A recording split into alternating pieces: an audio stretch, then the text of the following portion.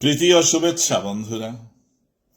আজ আরেকটা জোক নিয়ে আসলাম, যে জোক অবাস্তব ঘটনা।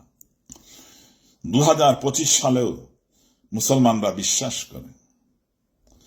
সহি বুখারী হাদিস নাম্বার 5686। মুহাম্মদ আরবের সেই মরু পাঠা মুসলমানদের কি বলেছে? উটের পেশাব খাবে, পেশাব, মুত মুত, এই যে উঠে যে পেশাব করে, সেই পেশাব খাওয়ার জন্য বলেছে। কিসের জন্য? পেটের অসুখ তোমার ঠিক হয়ে যাবে। তুমি উটের পেশাব খাবে, উটের মুত খাবে, তোমার শরীর সমস্ত কিছু তোমার ঠিক থাকবে। চিন্তা করতে পারেন 2025 সাল,